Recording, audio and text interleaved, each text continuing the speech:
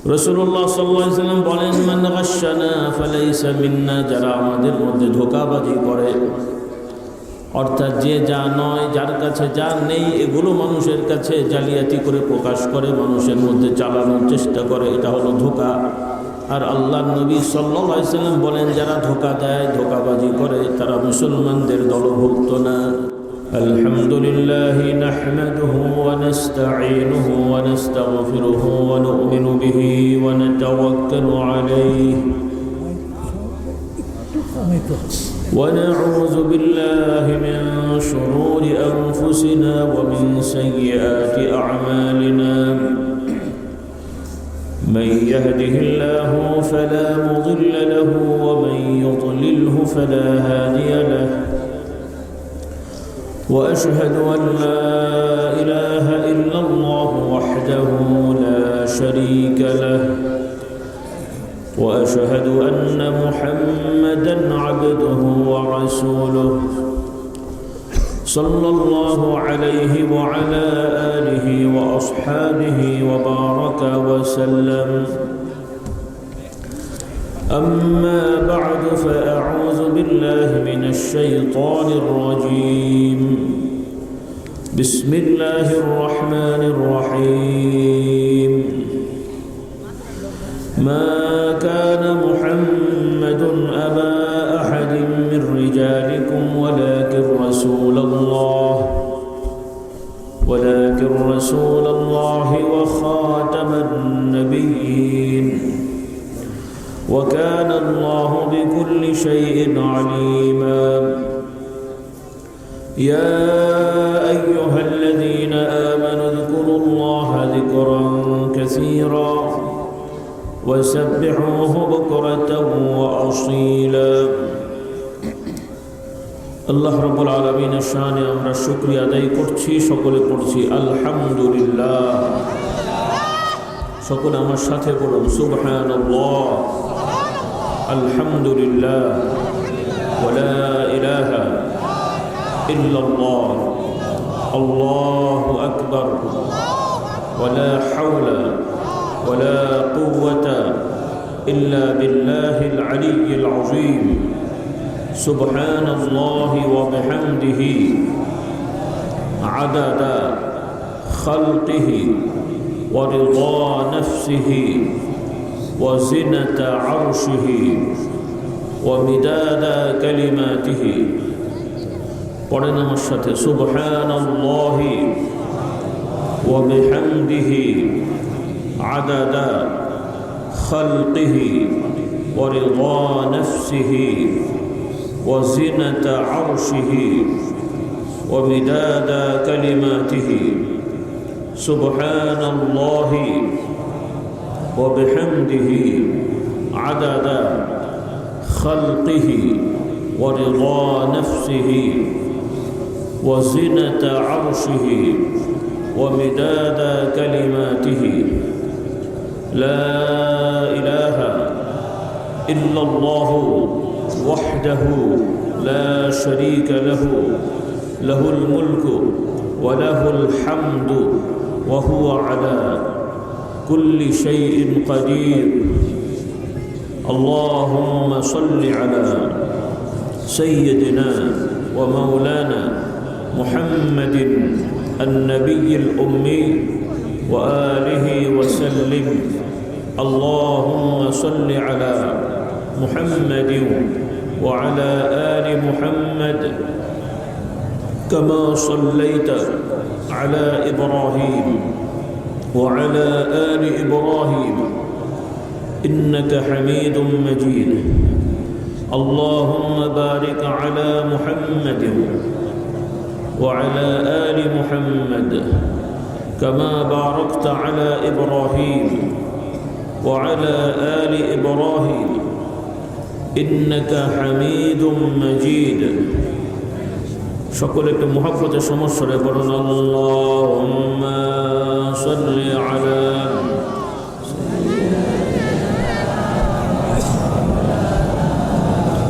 ওয়া আলা আলি সাইয়্যিদিনা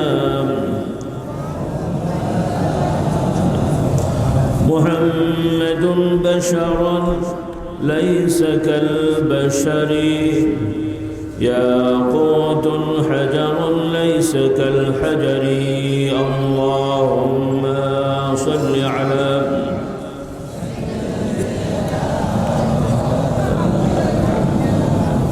وعلى آل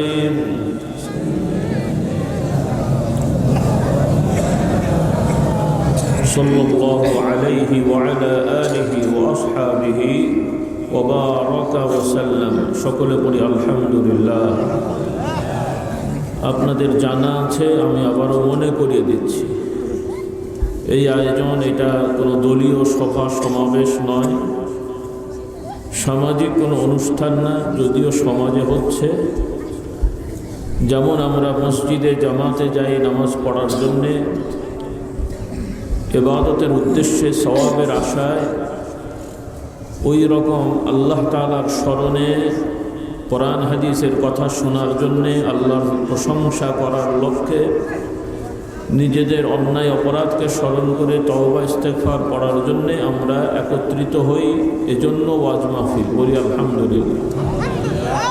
কিন্তু আফসোস হলো, আপনাদেরকে এত বোঝানো হচ্ছে, প্রত্যেকটা জায়গায় আমরা পরিবর্তন করে ফেলছি। এমনকি আল্লাহ তাআলার বিধানের অন্যতম একটি বিধান হজের অনুষ্ঠান, সেটাও এখন ভিন্ন রকমের হয়ে গেছে। লক্ষ লক্ষ মানুষ হজে যায়, আল্লাহ তাআলা দয়া করে কবুল করবেন, আমরা আশাবাদী। কিন্তু এই লক্ষ লক্ষ মানুষ হজে যে আল্লাহর কাছে কান্নাকাটি করবে, আকুতি মিনতি জানাবে, জিকির আজকার করবে, এরকম মানুষ কিছু থাকলেও অধিকাংশই শুধু ঘোরাফেরা করে, মার্কেটিং করে, আড্ডা দেয়, গল্প করে, কাবা শরীফের চত্বরে বসেও গল্প করে, মোবাইলে কথা বলে। কি যে একটা পরিস্থিতি! এই যদি ফরজ হজের অবস্থা হয়, তার এই ওয়াজ মাহফিলের কী হবে সেটা তো অবস্থায় দেখছেন।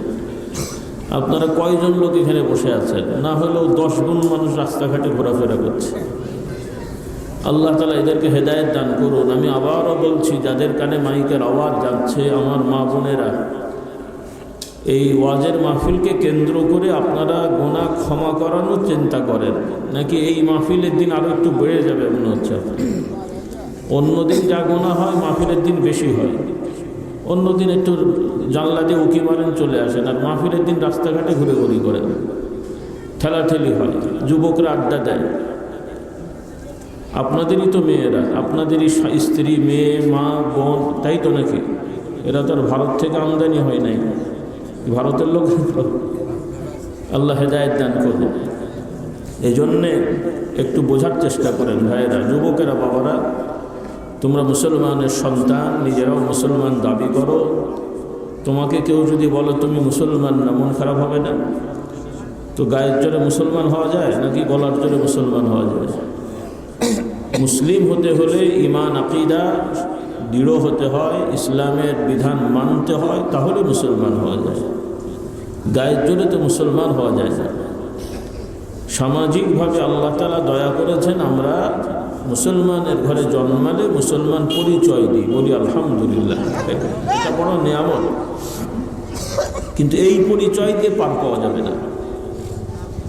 জীবনে কি কোনো ওয়াজ শুনেছেন যে কবরে যেই দেশের মানুষ, ওই দেশের ভোটার আইডি কার্ড ফেরেশতারা দেখবে যে আপনি কোন ধর্মের? ফেরেশতারা এই কার্ড দেখবে তো দেখি, আর দেখলেও বাংলাদেশের কার্ড বিশ্বাস করবে। কি বল? কার্ড একজনের ফিঙ্গারপ্রিন্ট এসে আরেকজনের, কি অবস্থা দেখে! আল্লাহ এদের হেদায়েত দান করুন। সব জায়গায় নকল, ক্লাস 1 থেকে নিয়ে PhD পর্যন্ত সব জায়গায় জালিয়াতি চলছে। এই যদি শিক্ষা ব্যবস্থা হয় তাহলে জাতির কি হবে? কি নকল হয় না আপনাদের দেশে? আছে না নাই? কি মাদ্রাসা বলেন, কি স্কুল বলেন, মানে যেগুলো গতানুগতিক মাদ্রাসা, নকলের সয়লা, শিক্ষকরাও নকলের সাপ্লাই দেয়। আপনারা অভিভাবকরাও উৎসাহিত করেন নকল করে পাশ করার জন্যে। এই জাতি গড়া হবে? আল্লাহ তাআলা আমাদের হেদায়েত দান করুন। এই সব শুধরাতে হবে। এগুলো কঠিন কিছু না, একটু উদ্যোগ নিলেই সম্ভব। আল্লাহ তাআলা আমাদেরকে পরিষ্কার হওয়ার তৌফিক দান করুন, আল্লাহুম্মা আমিন। অনেক মাসলা শুনেছেন, বিশেষ করে যুবকদের বলি, আপনাদেরও বলে যাই, কারণ বাচ্চারা ছোটোবেলা থেকেই তাদের করতে হবে। ছোটোবেলা থেকেই তারা যদি ধোঁকা শিখে যায় তাহলে বড় হলে কি আর শুধরানো যায়? কঠিন হয়ে যায়। একটা গাছ চারা থেকেই বাঁশ দিয়ে কাঠ দিয়ে সোজা করে রাখতে হয়, কারণ একবার বাঁকা হয়ে যদি শক্ত হয়ে যায় ওটাকে সোজা করা কঠিন বা সম্ভব না, ভেঙে যাবে। তো আমাদের সন্তানেরা স্কুল কলেজ থেকেই নকল করা শিখছে, তার মানে সে ধোঁকা দেওয়া শিখছে। কি দেওয়া শিখছে? আর ইসলামের বিধানে ধোঁকা দেওয়া এটা বড় অন্যায়, বড় কবিরা গুনাহ। ধোঁকা দেওয়া, ধোঁকাবাজি করা, আপনি যা নন মানুষকে সেটা প্রকাশ করা, যেটা যা না সেটা মানুষকে প্রকাশ করা, এটাকে ধোঁকা বলে বাংলায়, আরবিতে বলে গিশ। রাসূলুল্লাহ সাল্লাল্লাহু আলাইহি ওয়াসাল্লাম বলেন, মান গাশশানা ফালাইসা মিন্না, যারা আমাদের মধ্যে ধোঁকাবাজি করে, অর্থাৎ যে যা নয়, যার কাছে যা নেই, এগুলো মানুষের কাছে জালিয়াতি করে প্রকাশ করে, মানুষের মধ্যে চালানোর চেষ্টা করে, এটা হলো ধোঁকা।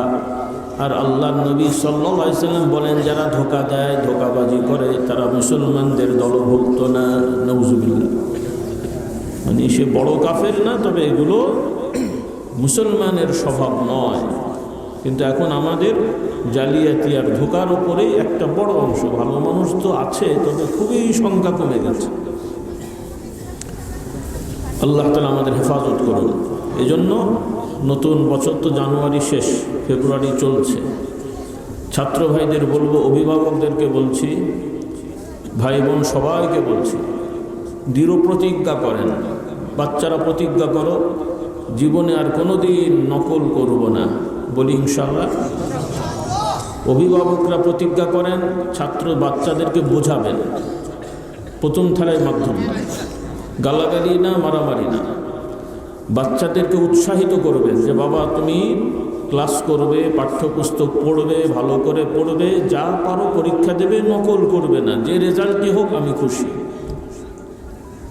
কারণ আপনারা যদি অবান্তর প্রেশার দেন, যার যেটা মেধা নাই তাকে যদি তার থেকে বেশি কিছু তার থেকে আকাঙ্ক্ষা করেন, সে অন্যায় পথে চলে যাবে। ছেলে হতে চায় ডাক্তার, আপনি চান ইঞ্জিনিয়ার বানাবেন। ছেলে হতে চায় ইঞ্জিনিয়ার, আপনি চান ডাক্তার বানাবেন। এগুলো নিয়মের মধ্যে পড়ে না।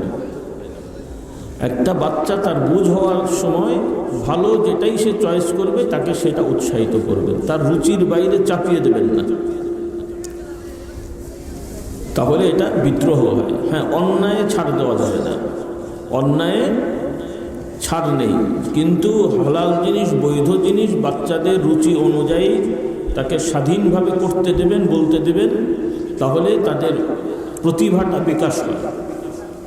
আমার কথা বুঝতে কষ্ট হয় আপনাদের? আল্লাহ তাআলা আমাদেরকে বোঝার তৌফিক দান করুন। এবং যারা প্রতিষ্ঠানের সাথে আছেন, কেউ শিক্ষক, কেউ কমিটির সদস্য, এরকম আছেন না অনেকেই, সবাইকে অনুরোধ করব পড়াশোনার পরিবেশটা গড়ে তোলেন,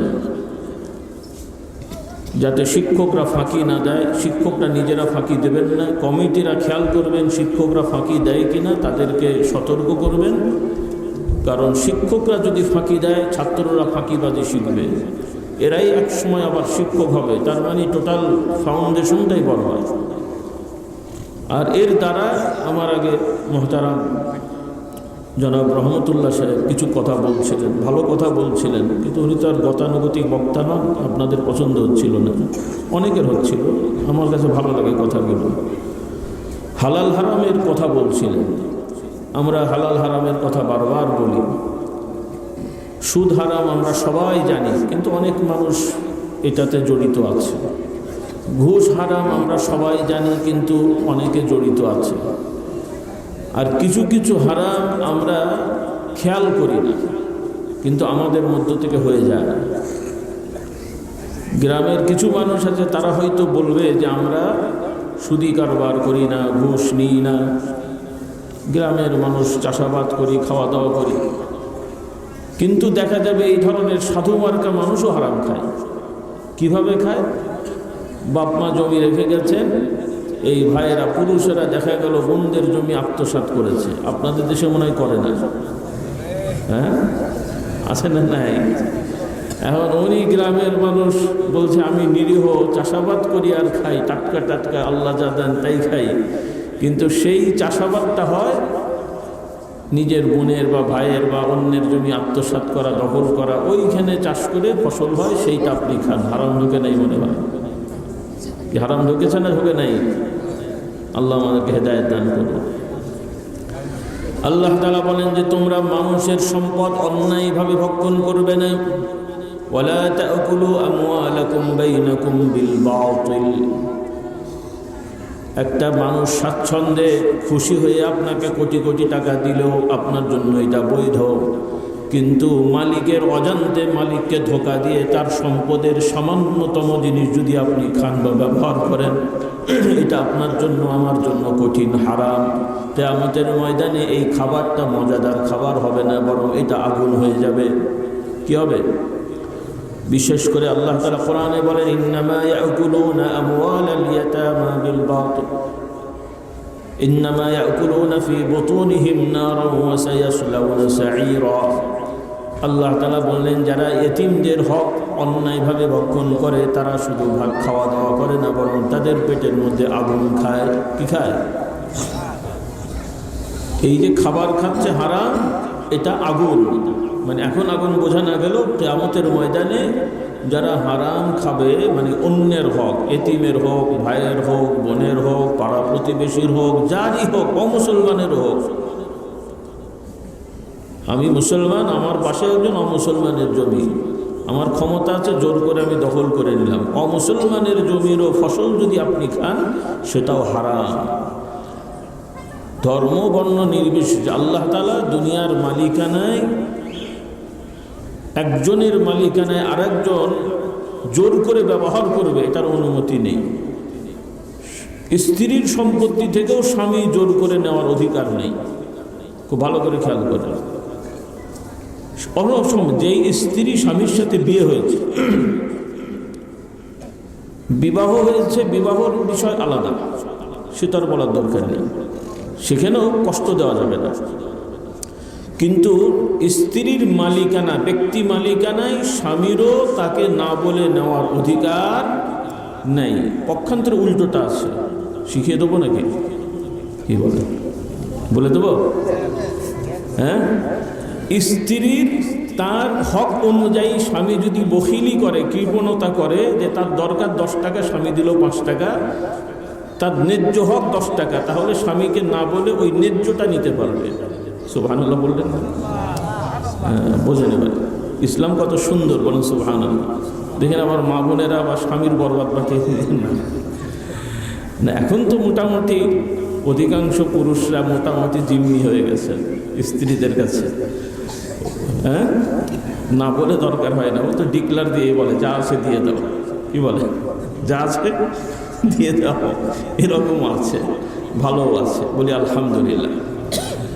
হ্যাঁ, মা বোনেরা স্বামীর সম্পত্তি অপচয় করবেন না, প্রয়োজনীয় আপনার অধিকার নেবেন, এখানে ইসলামে কোনো বাধা নেই, কিন্তু অপচয় করবেন না। আপনারাও দায়িত্ব নিয়েছেন, বিয়ে করেছেন, কারণ বিয়েটা হলো দায়িত্ব নেওয়া, অধিকার দিতে হবে। আল্লাহর বিধান, একজন পুরুষ বিয়ের সময় মোহরানা ঠিক করে, সাক্ষী ঠিক করে দায়িত্ব নিয়ে বিয়ে করেন।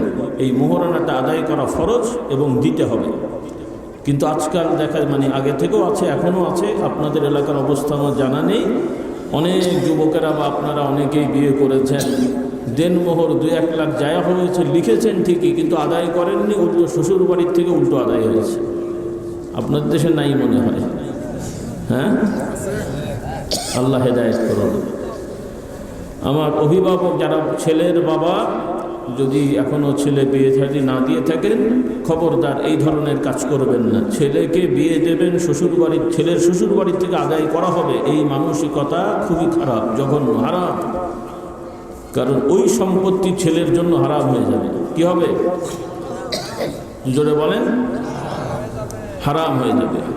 যুবকরাও খবরদার যৌতুক নিয়ে বিয়ে করবে না, বরং দেনমোহর যেটা তোমার সামর্থ্য আছে আদায় করবে এবং দিবে ইনশাআল্লাহ। এতে আল্লাহ তাআলা রহমত দান করবেন। আর জোর করে আদায় করলে এটা হারাম হয়ে যায়। আমরা কেউ কি কুকুর, বিড়াল, শুয়োর খাবো?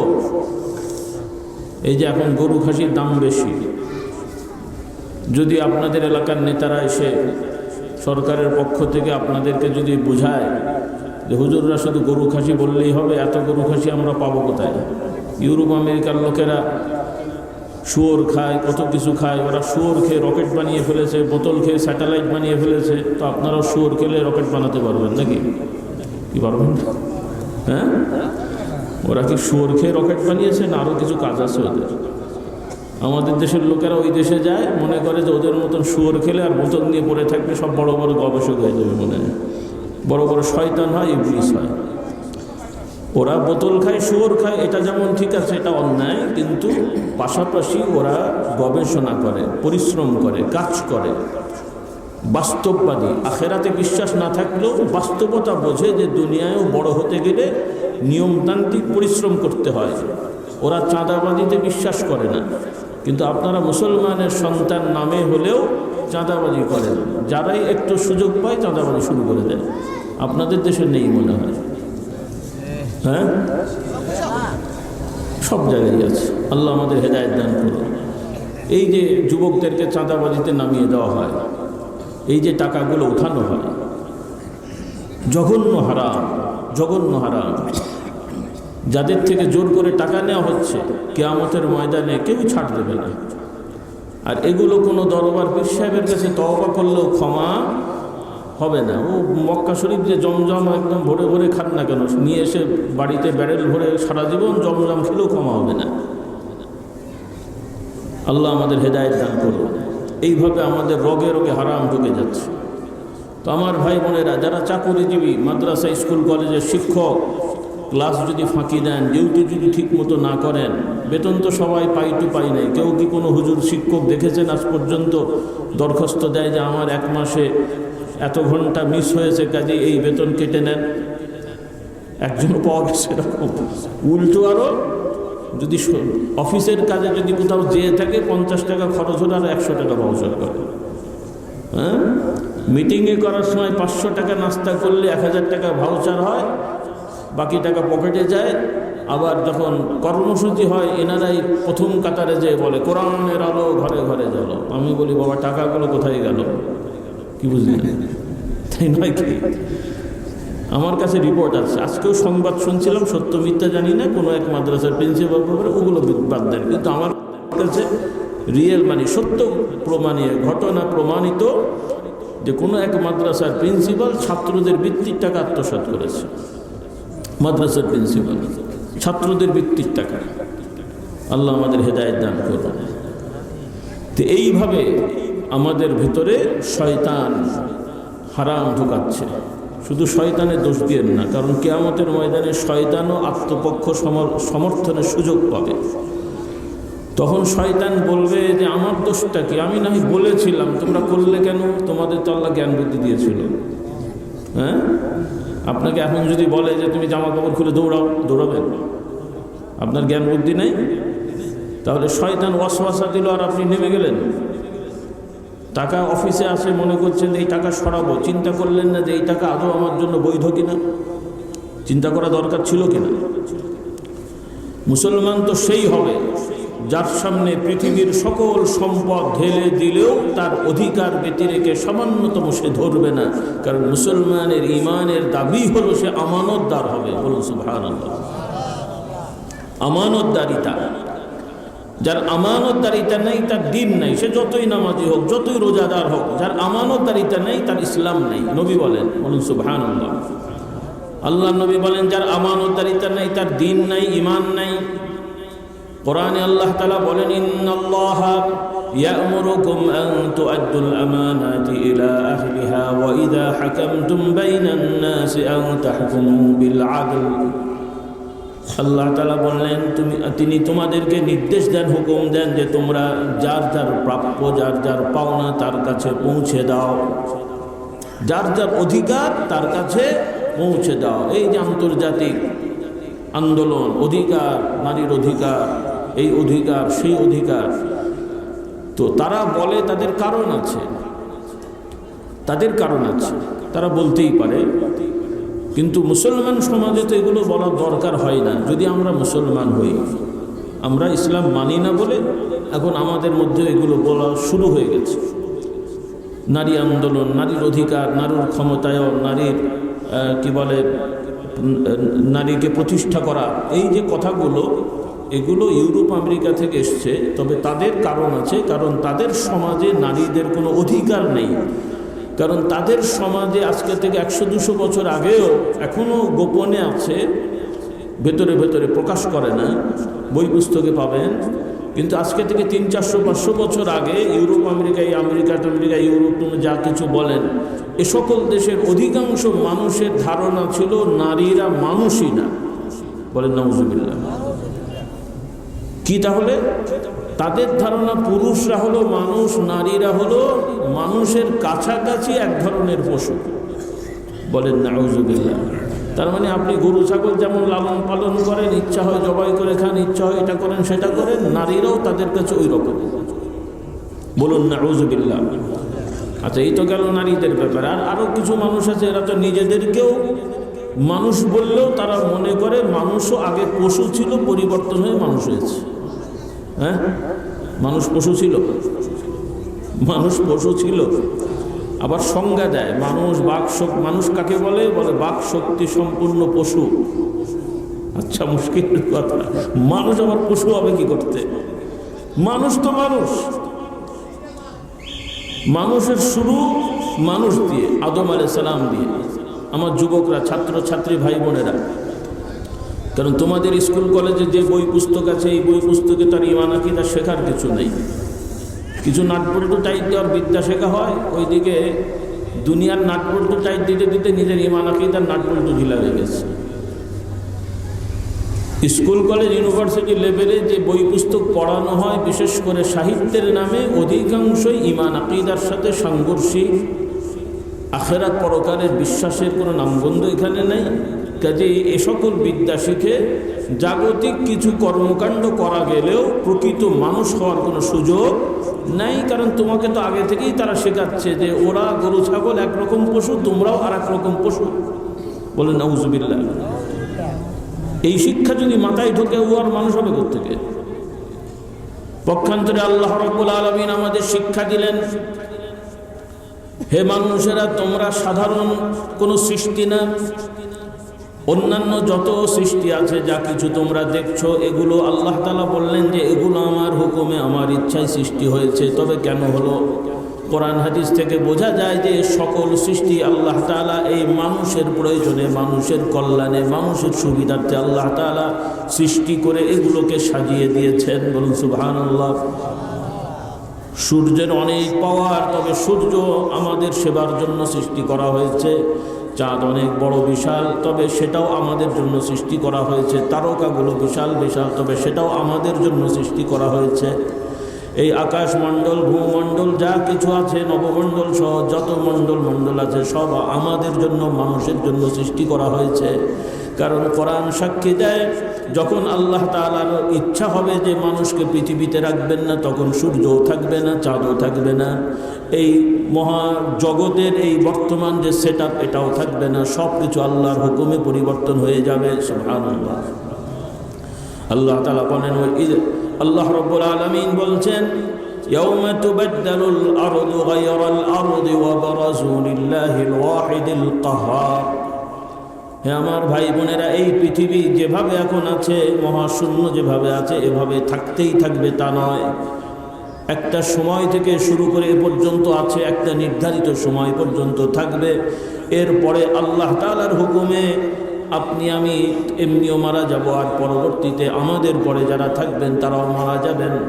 সকল মানুষ আল্লাহর হুকুমে পৃথিবীর বুকে মারা যাবে, শেষ হয়ে যাবে। আল্লাহ তাআলা হুকুম দেবেন, এই পৃথিবী পরিবর্তন হয়ে সমতল হয়ে যাবে। কি হয়ে যাবে? হ্যাঁ, এখন কেমন আছে? কথা বলছে না, বুঝতে পারেননি? কথা বোঝা যায়? এখন পৃথিবীটা কেমন আছে? গোলাকার, কিছু মাটি কিছু পানি, সমতল এবং পাহাড়, এগুলো আল্লাহ তাআলা আমাদের বসবাস করার উপযুক্ত করে সেট আপ করে দিয়েছেন। সুবহানাল্লাহ। আফালা ইয়ানজুরুনা ইলাস সামাই কাইফা رفعت وإلى الجبال كيف نصبت وإلى الأرض كيف سطحت فذكر إنما أنت مذكر আল্লাহ তাআলা নবী আল্লাহ রাসূলকে বলছেন, হে নবী আপনি এদের স্মরণ করিয়ে দেন, এরা কি দেখে না যে আকাশ কেমন করে সুউচ্চ আল্লাহ তাআলা করেছেন, এই পাহাড়গুলোকে পৃথিবীর বুকে কেমন করে আল্লাহ তাআলা পুঁতে দিয়েছেন। এই যে বাঁশটাকে আটকানো হয়েছে, আপনাদের ভাষায় কি বলে এটা? হ্যাঁ, না না, এই বাঁশ যে আটকায় মানে কি বলে বাংলায়, কি আপনাদের দেশে কি বলে? পুঁতে দেওয়া নাকি? হ্যাঁ, আচ্ছা, নুসিবাত অর্থাৎ যেমন পেরেকটা কাঠের সাথে লাগিয়ে আমরা আটকে দিই, স্ক্রু, পেরেক, কাঠ এগুলো আটকায়, এইভাবে বিশাল বিশাল পাহাড়গুলো এগুলো এই জমিনের উপরে আল্লাহ তাআলা পুঁতে দিয়েছেন। সুবহানাল্লাহ। এই পাহাড়গুলো জমিনের উপরে আল্লাহ তাআলা সেট আপ করে দিয়েছেন যাতে জমিনের ভারসাম্যটা ঠিক থাকে। বলুন সুবহানাল্লাহ। ওয়া ইলাল আরদি কাইফা সুতিহাত, আমাদের খাওয়া লাগবে, ফসল করা লাগবে, চাষাবাদ লাগবে, সেজন্য বিশাল বিশাল জমিনের ব্যবস্থা আল্লাহ তাআলা করে দিয়েছেন। বলুন সুবহানাল্লাহ। এরপরে একটা সময় হবে যখন এই পাহাড় আর পাহাড় থাকবে না, স্থল জমিন আলাদা থাকবে না, আল্লাহ তাআলার হুকুমে সবটা সমতল হয়ে যাবে। বলুন সুবহানাল্লাহ। কথাগুলো বিশ্বাস হচ্ছে? তারপরে কি হবে? আল্লাহ তাআলার হুকুমে আমাদের সবাইকে এই কবর থেকে উঠানো হবে। যে যেখানেই মারা যায়, যার যেখানেই দাফন হোক, কবর হোক, আল্লাহ তাআলা হুকুম দেবেন সবাইকে মাটি থেকে উঠানো হবে। সুবহানাল্লাহ। ইযা যুলজিলাতিল আরদু জিলজালাহা ওয়া আখরাজাতিল আরদু আসকালাহা ওয়া ক্বালাল ইনসানু মা লাহা ইয়াওমাইযিন তুহাদ্দিসু আখবারাহা বিআন্না রাব্বাকা আওহা লাহা। এই জমিন খুবই প্রচণ্ড আকারে নড়াচড়া করবে আল্লাহর হুকুমে। ইযা যুলজিলাতিল আরদু জিলজালাহা, ভূমিকম্প হবে। এখনো মাঝে মাঝে ভূমিকম্প হয়, এটা সাধারণ, কিন্তু কিয়ামতের যে ভূমিকম্প মানে জমিনটা নড়াচড়া করবে প্রচণ্ড আকারে।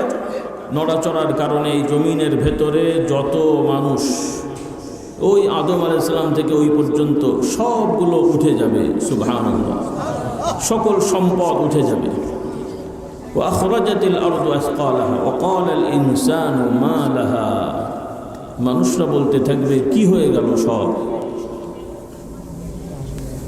আল্লাহ তাআলা সেই সময়ের কথা আমাদের স্মরণ করে দিচ্ছেন। এজন্য আমার ভাই বোনেরা, আমরা সবাই জানি, ধর্ম বর্ণ নির্বিশেষে সবাই আমরা জানি মানুষ মরে যায়, কিন্তু মরে গেলে শেষ হয়ে গেল।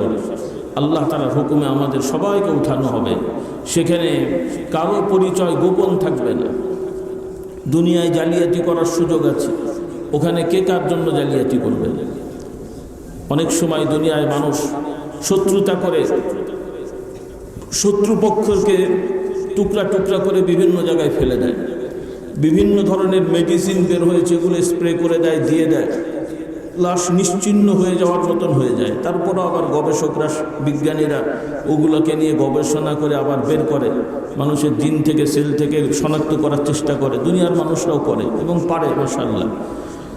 তো আল্লাহ রাব্বুল আলামিন বললেন যে এই মানুষগুলো যে উঠবে পুনরায়, যে যেমন ছিল দুনিয়ায়, তার দেহ টুকরো করে হোক, মেডিসিন দিয়ে ভৎস করে দেওয়া হোক, বর্তমান নিয়ম অনুযায়ী, এগুলোকে একত্রিত করার ক্ষেত্রে আল্লাহ তাআলার কোনো ধরনের নাউজুবিল্লাহ কষ্ট হবে না। শুধু হুকুম দেবেন যে এই মানুষগুলো যেমন ছিল, যার মাথা কল্লা যে যেখানেই থাকুক, সবগুলো আবার একত্রিত হয়ে আল্লাহর দরবারে কিয়ামতের ময়দানে সবাইকে উঠানো হবে।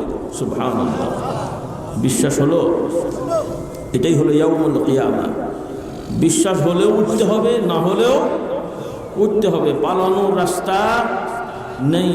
কাজেই এই কথাগুলো মনে রাখতে হবে। কিন্তু সমাজে এখন অন্যায় অপরাধ দিনকে দিন বেড়ে যাচ্ছে। মানুষ যেন মনে করছে এরা মরলেও আর উঠবে না, মনে করছে জীবন তো আছে, মরে তো যাবো, যা করার করে ফেলি। কিন্তু যা করার করে ফেললে পার পাওয়ার সুযোগ নেই, ধরা পড়তেই হবে, আজ হোক কাল হোক। আর বাংলা প্রবাদও আছে, চোরের 10 দিন, কি বলে আপনাদের দেশে কি বলে, চোরের 10 দিন গৃহস্থের ধরা পড়বেই, কাজেই পালানোর কোনো সুযোগ নেই। আর বাস্তবে আমাদের দরকারটা কি? আল্লাহ তাআলা তো দুনিয়ায় কম দেননি। আপনি বড়লোক হবেন, টাকা পয়সাওয়ালা হবেন, বড় ক্ষমতাশীল হবেন, কোনো নিষেধ নেই, রাজা হতেও নিষেধ নেই, কিন্তু সোজা পথে চলতে হবে। কোন পথে? ইসলামে বলা হয়নি রাজা হওয়া যাবে না, মন্ত্রী হওয়া যাবে না, মিনিস্টার হওয়া যাবে না, কোটিপতি হওয়া যাবে না, এগুলো বলা হয় নাই। বরং আল্লাহ তাআলা যে বিধান দিয়েছেন, সব মানুষ এক হয় না, তাহলে তো দুনিয়া চলবে না। সব মানুষ যদি বাড়িওয়ালা হয়ে যায় তো ভাড়া থাকবে কে? সব মানুষ যদি মনে করে যে আমরা বড় লোক, ঝাড়ু দেবো না, মানে গরিব মানুষ নাই, কেউ ঝাড়ু দেবে না, তো ঝাড়ুটা কাকে দিতে হবে বলেন? কাকে দিতে হবে? প্রত্যেককেই ঝাড়ু দিতে হবে। সবাই যদি মনে করেন গাড়ির মালিক হয়ে যায় যে আমি চালাবো না, তো গাড়িটা চলবে কেমন করে? কাউকে না কাউকে চালাতে হবে। তো কেউ ড্রাইভিং করবে, কেউ পেশা, এগুলো কোনোটাই দোষ না। ইসলামে কর্মকে উৎসাহিত করা হয়েছে। আল্লাহর নবীগণ পেশাজীবী ছিলেন। আমরা হয়তো বর্তমান এই কয়েকশো বছরের সিচুয়েশনে যারা আমরা আলেম ওলামা হুজুর হই, আমরা অন্য কাজ করার সময় পাই না, এজন্য করি না বা দরকার হয় না। আপনারা ভালোবাসেন, মহব্বত করেন, সহযোগিতা করেন, এজন্য অন্য কাজ করার দরকার হয় না। আগেকার সমাজে নবী রসুলগণ পেশাজীবী ছিলেন। কোনো নবী দর্জির কাজ করতেন, কোনো নবী কৃষি কাজ করতেন, কোনো নবী ফসল এই ধরনের কাজ করতেন। সব নবীরা সামাজিকভাবে পেশাজীবী ছিলেন। কোনো কোনো নবী রাজা ছিলেন, বাদশাহ ছিলেন, মন্ত্রী ছিলেন। হ্যাঁ, মনে আছে আপনাদের? দেখি যুবকরা বলো তো, কোন নবী মন্ত্রী ছিলেন পরবর্তীতে রাজা হয়েছেন? কে বলতে পারবে? হ্যাঁ, আমার শ্রোতা ভাইরা বলেন। কে? ইউসুফ আলাইহিস সালাম। ইউসুফ আলাইহিস সালাম প্রথমে মন্ত্রী হয়েছেন, মানে মন্ত্রী করা হয়েছে, তারপরে তিনি রাজা হয়েছেন। সুবহানাল্লাহ। এরপরে দাউদ আলাইহিস সালাম রাজা ছিলেন, তার সন্তানও সুলাইমান আলাইহিস সালাম রাজা হয়েছেন। বলুন সুবহানাল্লাহ। তাহলে সৎ পথে চললে বড় হওয়া যায় না, এটা ভুল কথা। আমার যুবকদের বলতে চাই, তোমরাও ভুল বুঝবে না। আমরা সৎ পথে থাকবো, আল্লাহ বড় করবেন। রাজি তো ইনশাল্লাহ? কথাও বলছে না। বলি ইনশাল্লাহ।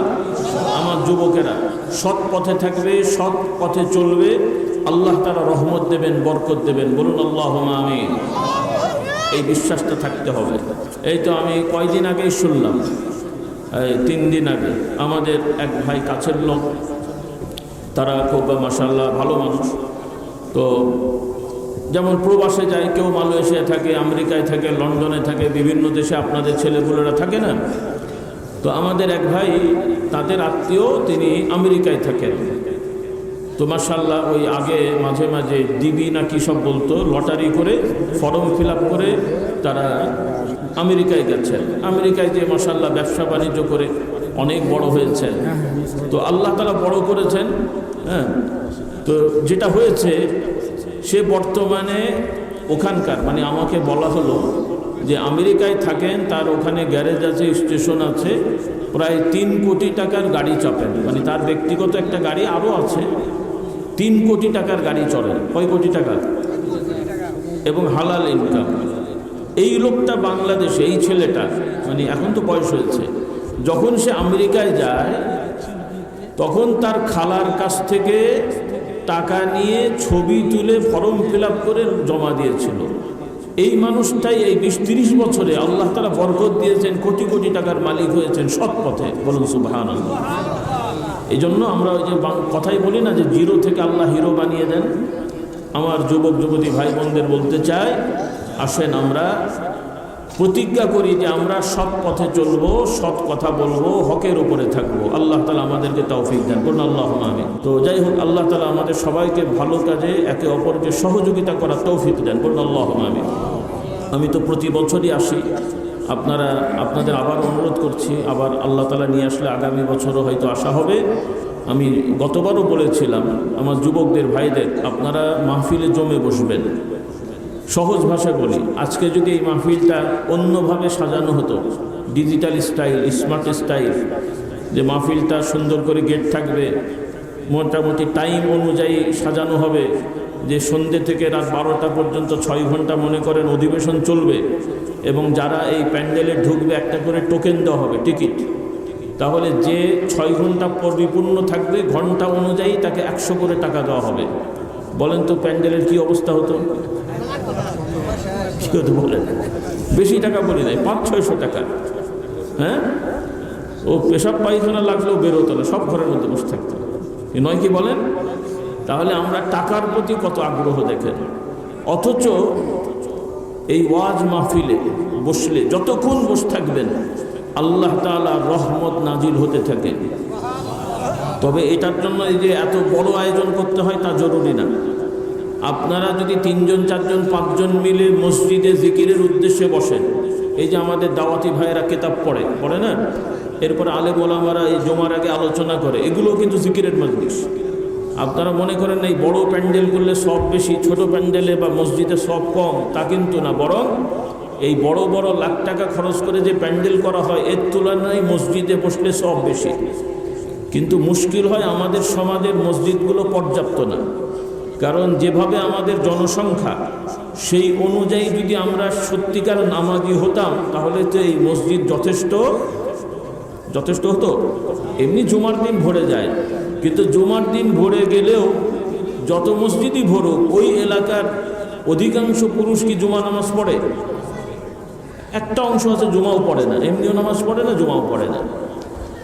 তো এজন্য এই বাইরে আয়োজনগুলো করা হয়, কারণ আমাদের মসজিদগুলো আরও বড় হওয়া উচিত, আরও বেশি বেশি হওয়া উচিত। আল্লাহ তাআলা আমাদেরকে তৌফিক দান করুন।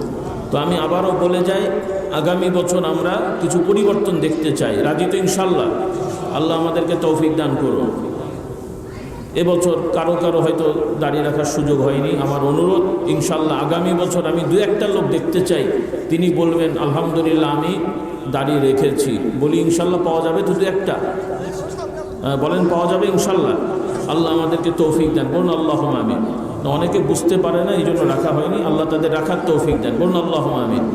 এরপরে আর ইন্টারনালগুলো তো আমার প্রকাশ করার দরকার নেই, যার যেটা ভেতরে। যারা আমরা বিড়ি সিগারেটে অভ্যস্ত, আজকে থেকে আমরা তওবা করে নেবো, আমরা বিড়ি সিগারেট খাবো না। বলি ইনশাল্লাহ? যারা খায় না এরাই বলছে ইনশাল্লাহ, সবাই বলি ইনশাল্লাহ। আল্লাহ আমাদের তৌফিক দেন।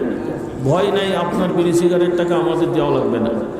আপনারা যে টাকা খরচ করে বিড়ি সিগারেট খান, ওই টাকা দিয়ে ভালো ভালো দামি খেজুর কিনবেন, কিশমিশ, বাদাম, আপেল, আঙ্গুর, ফল ফলাদি খাবেন, বিসমিল্লাহ বলে খাবেন, আলহামদুলিল্লাহ বলবেন। খাওয়ার পরে শরীরেও শক্তি হবে, আমল নামায়ও সব জমা হবে। বলুন সুবহানাল্লাহ। ভালো খাবেন। ইসলাম ফিটনেস দেওয়া হয়েছে, ইসলামই হলো স্মার্টনেস। বলুন সুবহানাল্লাহ। ময়লা আবর্জনা থাকার নাম ইসলাম না। ইসলামে পরিচ্ছন্ন থাকতে বলা হয়েছে, পবিত্র থাকতে বলা হয়েছে। প্রতি জুমায় গোসল করা উত্তম। ফরজ তো ফরজ, সেটা আলাদা। এমনি গোসল ফরজ না থাকলেও জুমার জন্য প্রস্তুতি স্বরূপ গোসল করা এটা সওয়াবের কাজ। তবে আমাদের ভারতীয় উপমহাদেশে আমরা সাধারণত প্রতিদিনই গোসল করার অভ্যাস, অনেক সময় গরমের দিন 2-3 বারও হয়। আরব দেশের লোকেরা তারা এমনিও পানি কম সেই দেশে, আর তাদের মধ্যে ফরজ গোসল ছাড়া এমনি গোসল করার প্রবণতা খুব কম, যার কারণে অনেক সময় পবিত্র থাকলেও পরিচ্ছন্ন থাকে না, ধুলোবালি লেগে আছে জামা কাপড়ে। ওযু করে সেটা ভিন্ন। এজন্য রাসূলুল্লাহ সাল্লাল্লাহু আলাইহি সাল্লাম শিক্ষা দিলেন যে তোমরা অন্তত জুমার দিন গোসল করে আসবে। বলুন সুবহানাল্লাহ। আর এত নবীর গুরুত্ব দেওয়ার কারণে কোনো সাহাবী কোনো কারণে ওই জুমার দিনে ফরজ গোসল রাতে করলেও আবার জুমার জন্য আলাদা গোসল করতেন। সুবহানাল্লাহ। কারণ নবী বলেছেন। অর্থাৎ ইসলামের বিধানে পরিষ্কার পরিচ্ছন্নতা, সৌন্দর্যতা, ভালো খাওয়া, ভালো থাকা, এগুলো আল্লাহ তাআলা উৎসাহিত করেছেন। কোথাও বলা হয়নি যে ভালো খেলে সব কম, বরং ভালো খাবেন, হালাল রুজি করে, আল্লাহ তাআলা খুশি হবেন। কারণ কোরআনে আল্লাহ বলছেন তোমরা ভালো খাবার খাবে। বলুন সুবহানাল্লাহ। কোরআন আল্লাহ বলেন ওয়াকুলু মিম্মা রাযাকনাকুম হালালান তাইয়্যিবা। আল্লাহ তাআলা বলছেন আমি যা তোমাদের জন্য হালাল বৈধ করে দিয়েছি এবং যেগুলো তোমাদের জন্য ভালো, তাইয়্যিব মানে ভালো। আর ভালো বলতে যেগুলো আল্লাহ বৈধ করেছেন এবং আমাদের জরিপে, আমাদের অভিজ্ঞতায় যেগুলো মানুষের জন্য কল্যাণকর উপকারী এগুলোকে ভালো বলা হয়। আর যেগুলো হালাল হলেও পচে যায়, নষ্ট হয়ে যায়, খাওয়ার অনুপযুক্ত হয়ে যায়, ওগুলো আর ভালো থাকে না। আপেল আঙ্গুর ভালো, কিন্তু যদি পচে যায়, দুর্গন্ধ হয়ে যায়, নষ্ট হয়ে যায়, তখন খাওয়া যাবে, তখন খাওয়া যাবে না। হালাল জিনিস হারাম হয়ে যায়। আবার কখনো কোনো জিনিস হারাম ছিল সেটা যদি পরিবর্তন হয়ে ভালো হয়ে যায়, ওইটাও আবার অনেক সময় হালাল হয়। অনেক মশলা আছে। তবে নাউজুবিল্লাহ, আবার ভুল বোঝেন না যে শুয়োর আবার হালাল হয়ে যায় মনে হয়, তাই কি? যে গ্রামগঞ্জের ময়লা শুয়োরগুলো হারাম, আর ইউরোপ আমেরিকার যেগুলো সুন্দর সুন্দর ফার্মে লালন পালন করা হয়, যেমন আপনারা ফার্মে মুরগি রাখেন, ওরাও শুয়োর ফার্মে রাখে, ওদের মনে হয় ফার্মের শুয়োরগুলো মনে হয় হালাল নাকি? যেমন কিছু লোকেরা এখন বলে ওই ব্যাংকের সুদে সমস্যা নেই, তো আমি বলি যে কয়দিন পরে বলবে যে ওই ফার্মের শুয়োরের সমস্যা নেই। কি বুঝলেন না? কথা বোঝে নেই মনে হয়। ফার্মের শুয়োর খাবেন? শুয়োর ফার্মে থাকুক আর জঙ্গলে থাকুক, শুয়োর শুয়োরই। ব্যাংকে সুদ হোক আর মহাজনী সুদ হোক, সুদ সুদ। ইদানিং গ্রামগঞ্জেও ছড়িয়ে গেছে, অনেক লোকেরা টাকা খাটান, আপনাদের দেশে নেই মনে হয়। আল্লাহ হেদায়েত করো। অনেকে বলবেন তাহলে আমরা চলবো কেমন করে? আরে বাবা, আপনি টাকা খাটান, 1 লাখ টাকা খাটাচ্ছেন, আপনি ওই 1 লক্ষ টাকা না খাটিয়ে আপনি 1 লক্ষ টাকা দিয়ে ব্যবসা করেন। যারা যারা আপনার কাছে ধার নিতে আসে ওদেরকে জিজ্ঞেস করেন তোমরা টাকা দিয়ে কি করবে? কেউ বলবে আমি গরু কিনবো, কেউ বলবে আমি সার কিনবো, কেউ বলবে আমি টিন কিনবো, কিছু তো একটা করবে।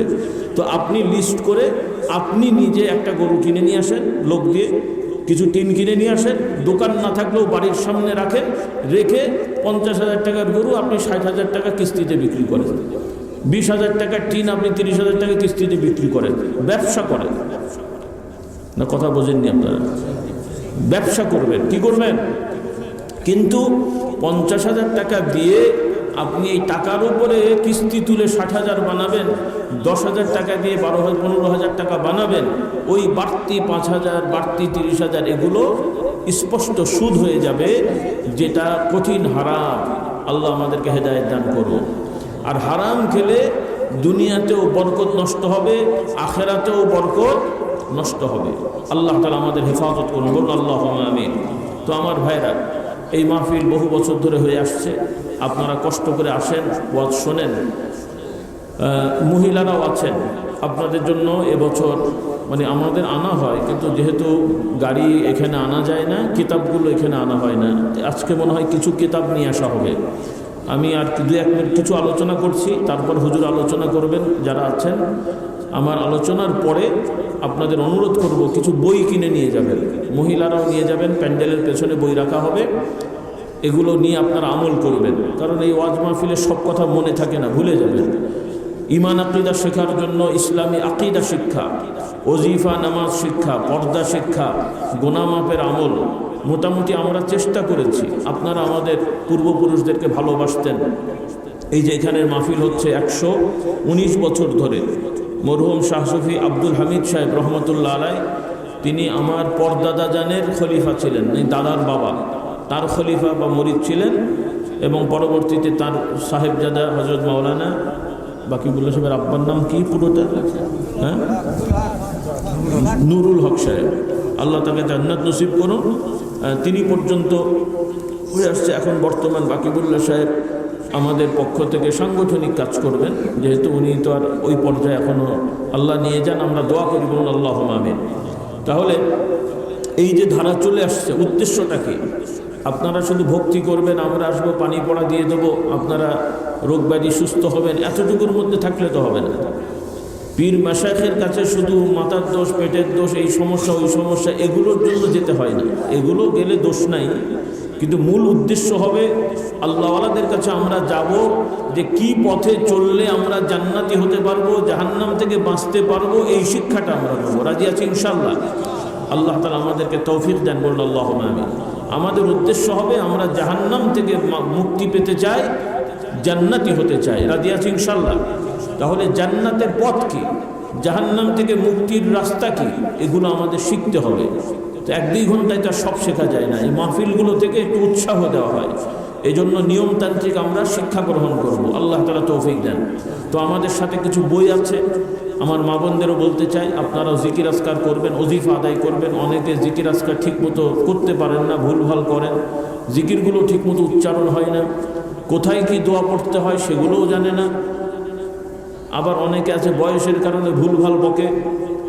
আমি কালকে একজনকে জিজ্ঞেস করলাম, ভাই কেমন আছেন? বলছে ইনশাল্লাহ ভালো আছে। কথা ঠিক আছে? আবার এমন লোক, আমি অবাক হয়ে গেছি। আমি তাকে বলছি যে ইনশাল্লাহ নয়, বলেন আলহামদুলিল্লাহ। প্রথমে বললো আলহামদুলিল্লাহ, আবার বলছে ইনশাল্লাহ। তাও সাধারণ লোক না, বয়স হয়ে গেছে, হয়তো তার স্মৃতিশক্তি নষ্ট হয়ে গেছে, এমনি তো ভালোই কথাবার্তা বললো। পরে আবার শুনছি সে আবার কামেল পাশ এক মাদ্রাসার প্রিন্সিপাল ছিল। আমি তো আরও অবাক হয়ে গেলাম, এই কি মুশকিলের কথা। আল্লাহ হেদায়েত দান করো। সাধারণ মানুষরাই বুঝলাম ভুল করে, বলে দেওয়ার পরও দেখি ভুল করছে, ওই যে অভ্যাস হয়ে গেছে। এই জন্য আমার এক চাচা ওয়াজ করে, মানে রসিকতা করে বলেন যে আমরা কোথায় কি দোয়া পড়বো জানি না। ফোন এসেছে, বলছে তোমার সন্তান হয়েছে, বলছে ইন্না লিল্লাহি ওয়া ইন্না ইলাইহি রাজিউন। দোয়া ঠিক আছে? আল্লাহ হেদায়েত দান করো, মানে গুলিয়ে ফেলে আর কি। এই জন্য আমরা জিকির আজকারগুলো শিখব, রাজি আছি ইনশাআল্লাহ। বই আছে। আর আমি আমাদের মোহতারাম ইঞ্জিনিয়ার সাহেবকে আমি আহ্বান করব, মাশাআল্লাহ আপনারা বেশ লক্ষ লক্ষ টাকা খরচ করেন প্রতি বছর মাহফিলে।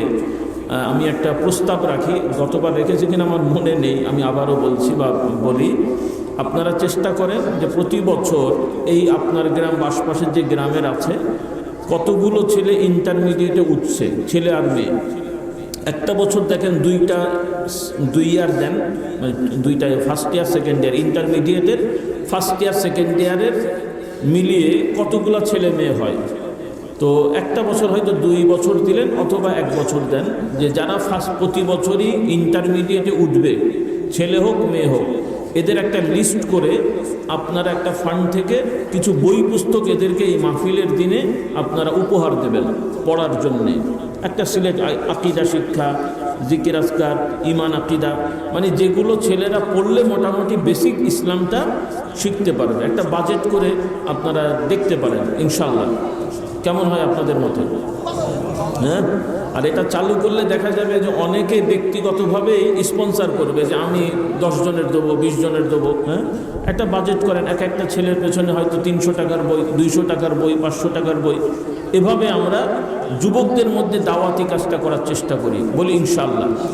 আর আরেকটা দাওয়াতি কাজ আপনারা চেষ্টা করেন, এলাকার যারা আলেম ওলামা আছেন আপনারা সহযোগিতা করবেন। আপনাদের ছেলেমেয়েরা স্কুল কলেজে পড়ে না অনেকে, আপনারা অভিভাবকরা এই আলেম ওলামাদের সাথে যোগাযোগ করে প্রতিটা প্রাইমারি স্কুলে, হাই স্কুলে অন্তত সপ্তাহে 1 দিন, বৃহস্পতি যে কোনো একদিন আপনারা ওই হেডমাস্টারের সাথে, হেড টিচারের সাথে কথা বলে অনুমতি নিয়ে সপ্তাহে 1 দিন শেষ ক্লাসের পরে আধা ঘন্টা সময় একটু দাওয়াতি কাজ করেন। ওখানে চলে যান, বালতি টালতি নিয়ে, বদনা নিয়ে, ছেলেদেরকে একসাথে করে কিছু 2-1জন মাদ্রাসার ছেলে প্রয়োজনে নিয়ে গেলেন, ওরাও উৎসাহিত হবে, যে তাদেরকে অজু করা শেখাবেন, নামাজ পড়া শেখাবেন। অসম্ভব কাজ, দরকার আছে না নাই? এইভাবে দাওয়াতি কাজ আমরা একটু চেষ্টা করি। আগে হয়তো বিভিন্ন প্রেক্ষাপটে হয় নাই, এখন আমরা চেষ্টা করব যে সব জায়গায় যেন দাওয়াত পৌঁছানো যায়। কি রাজি না ইনশাআল্লাহ? আশা করি কেউ বাধা দেবে না। আর বাধা দিলেও মানা, কথা বলে না, বাধা দিলেও মানা হবে না, বাধা দিলেও মানা হবে না। কারণ আপনারা মুসলমান, আপনাদের সন্তানদেরকে আপনারা শেখাবেন, বাধা দেওয়ার কে আছে? আমরা তো বলিনি যে অন্য ধর্মের লোককে জোর করে মুসলমান বানাতে, তাই বলেছেন। অন্য ধর্মের লোক তারা তাদের ধর্ম মানবে কি মানবে না ওটা তাদের ব্যাপার। এখন আপনাদের বলি, আপনাদের সন্তানদের আপনারা দিন শেখাবেন কিনা? কি এখানে ইয়েস আর ওখানে যে না, নাকি কথা কি শেখাবেন তো ইনশাল্লাহ?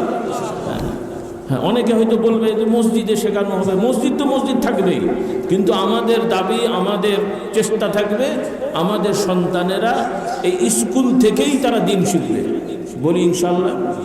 ভয় নাই, আমি বলছি না সবাইকে হুজুর হয়ে যেতে হবে, হুজুর পীর সাহেব হওয়া জরুরি না, কিন্তু অন্তত আমরা ইমানদার হই। কি হব? ইমানদার হব। আল্লাহ তাআলা আমাদের তৌফিক দেন, বলুন আল্লাহুম্মা আমিন।